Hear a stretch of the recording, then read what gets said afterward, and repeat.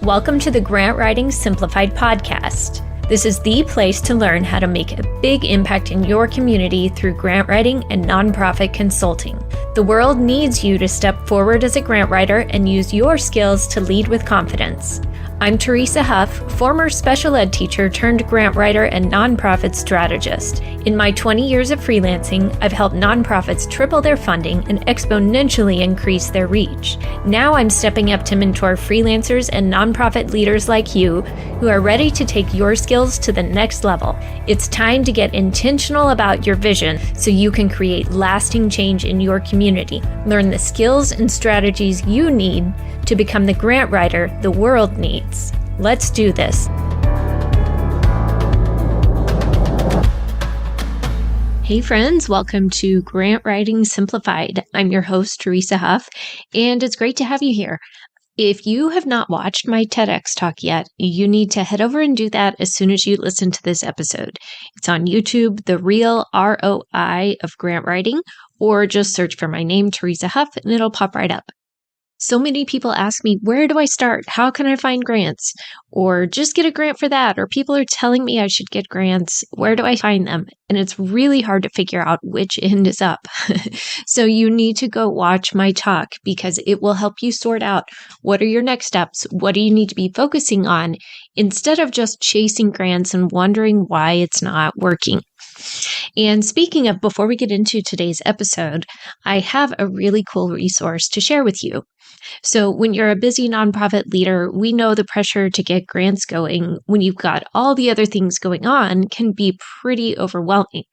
So that's where my friend Derek Timmerman comes in. Derek is the founder over at Sparrow Nonprofit Solutions, and he has created a system unlike anything I've ever seen before. It's called Easy Grant. Every week, Easy Grant gives you exactly what to do next to find, cultivate, and apply to foundations who are perfectly aligned with your mission. They even write the letter of inquiry for you. It's crazy affordable. It's a monthly subscription, no contracts, and you can cancel anytime. It's kind of like the Netflix of grant writing. So what have you got to lose? Go check it out today. Easy Grant by Sparrow Nonprofit Solutions. Tell Derek I sent you. Just go to myeasygrant.com to sign up. So if you've been listening to pretty much any of my shows, you know I use a lot of food analogies. For one, we can all relate, right? We all have to eat. We all have food in our lives. And I like to bake. I enjoy baking, especially if there's an occasion or a special event, somebody's birthday, whatever.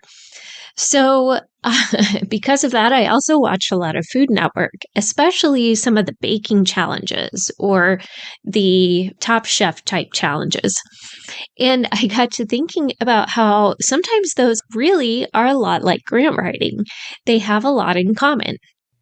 I don't think I'd ever want to be in one of the Food Network challenges because that would be pretty stressful. But they are fun to watch, and it's fun to see all the creativity that goes into them, the different ideas, and also how they handle problems because something always goes wrong, right? They may have the most perfectly laid out plans, but there's always a twist, something always spills, whatever. So they have to roll with the punches. So I got to thinking about this and came up with 9 ways that Food Network challenges are like grant writing. Number 1, they always have clear instructions and an end goal before they start the challenge. They have really defined parameters. They have a specific thing that they need to accomplish at the end, whether it's a summer beach cake, a Christmas party hors d'oeuvres, some kind of look-alike food in disguise, whatever it may be. There is an end goal, and they have specific things they have to do. Number 2, they always have defined parameters and rules. So like they can't leave the room to go get other supplies. They can't look up their recipe for something. They can't Google it or call their mom to say, hey, how did you make those one cookies back when I was little? They have to know before they go in, and so they have to follow the rules. Yet there is room for creativity within the rules. So like if there are 10 people competing, they're all following the same rules, but you're going to have 10 completely different end results at the end of the challenge. And so that's the beauty of having those defined parameters, but yet then using that creative license within those parameters. Number 3, sometimes depending on what they're cooking, like if it's meat or a glaze or something, they have to make a reduction. So that means they cook it down, they stir, they add their flavorings and seasonings, but they get rid of the unnecessary parts and keep the flavor. So grants are the same way. We have to get rid of the unnecessary fluff, the extra words, the things that are really just cumbersome and wordy and confusing. And we have to keep the true heart of what we're saying. Now, I talk about this pretty in depth in episode 16, where I talk about writing tight. Once you learn this technique and this skill, it will drastically improve your writing all across the board, not just with grant writing, but with everything you do. So they have to sometimes have that reduction to just boil it down to the parts they need to use. Number 4, they're often on a time crunch. You have to be on your game and focused when the crunch time hits. And because of that, it's really important to practice ahead of time and to do this over and over so it becomes natural. That way, when the challenge comes along, you are prepared and you can do your best under pressure. Which brings me to number 5. Mistakes and issues and unexpected twists will happen along the way. The same with grants. There's always some kind of technical glitch. There's some missing data. Something always comes up. And so we have to adapt quickly, keeping that big vision or that end goal in mind and figuring out that problem solving along the way. We have to roll with it and keep pushing through, keep persevering to the finish line. Number 6, we have to have a good story to tie in. And the judges seem to like a good story, even if it's just as simple as, yeah, I made these cookies with my grandma when I was a kid, and so I'm making these in honor of her. They love that. They love hearing those personal things. And so they also are very interested in the technical piece. Why did you do it this way? How did you create it? What made you use those flavors? But they still love the story. And it's the same way with grants. They love the stories, but we still need to have the data, the accuracy, the technical skills to balance that out. And also, the story needs to stay relevant and concise. I did a whole podcast series on storytelling as well. If that's an area where you feel like you're needing some help with, I've got your back. There's quite a few resources there, and I'll link to those in the show notes. Number 7, ready or not, you have to produce a finished product. And it's important to make it as polished as possible. Like, think about when you go to a restaurant and you order your meal. You don't expect them to bring out a tray of ingredients. You expect a finished, carefully crafted meal with a nice presentation. The better the presentation, the more fancy it feels, the more special, the more you feel like they actually take pride in their work. They care about this, and they care about me as the customer. So it's the same way when we produce our finished grant product. It shouldn't be sloppy and thrown together, full of errors and mistakes.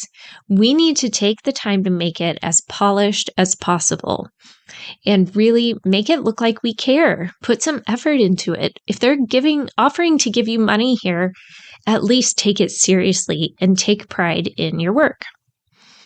Number 8, not everyone will win.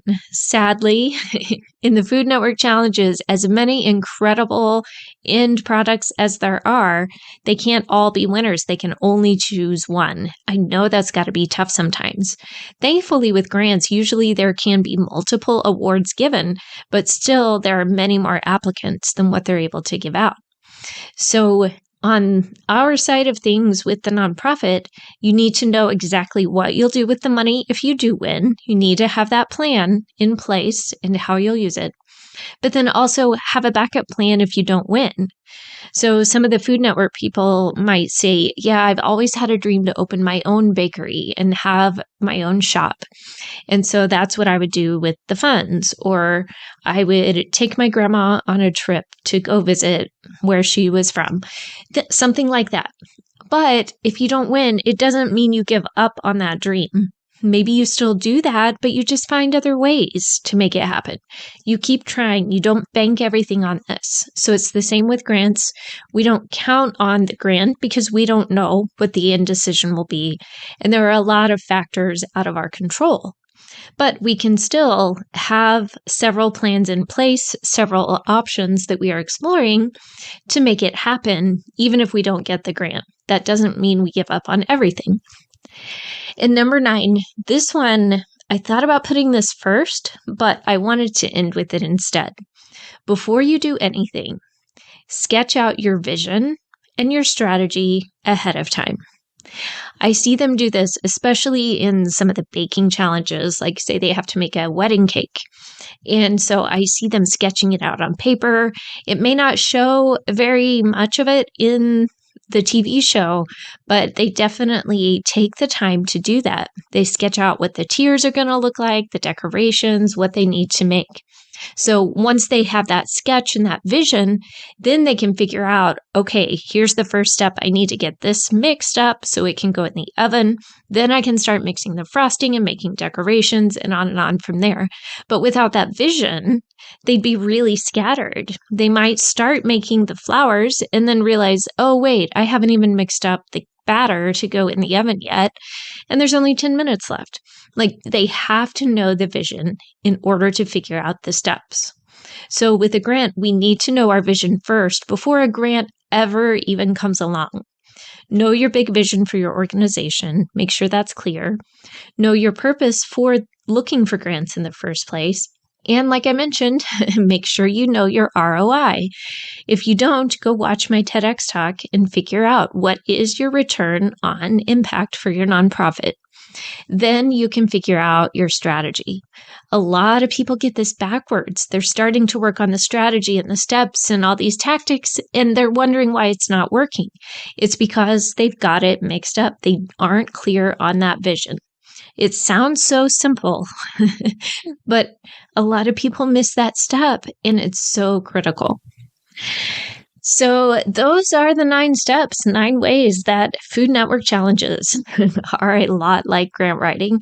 And, I think it's a fun comparison, but it's true. And sometimes it is fun to pull in something completely different to help give us a new perspective on our work and to think about the reasoning for it and why certain pieces are so important, why it's important to have a good story, but that's only a small piece of it, why it's important to have that polished, finished product, the end result that we are proud to hand over. All these different pieces and having that vision in place is where it starts.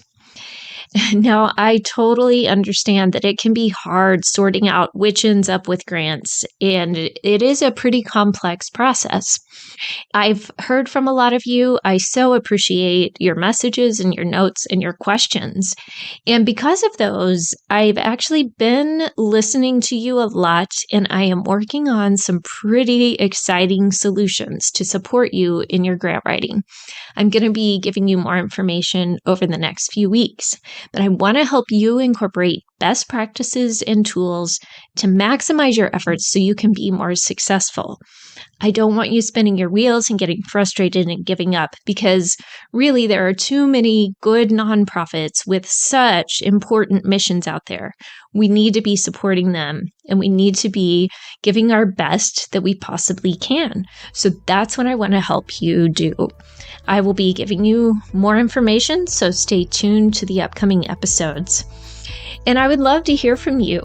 You can send me a message on LinkedIn or my website and tell me which of these Food Network lessons do you need to implement or improve upon in your own work. I'd love to hear which one specifically you're going to work on in the next 7 days. I want you to take action before the next episode comes out and see what you can do differently. All right, friends, watch and share my TEDx talk, The Real ROI of Grant Writing, and let's keep the conversation going. Have a great week. Go do great things and go change your world.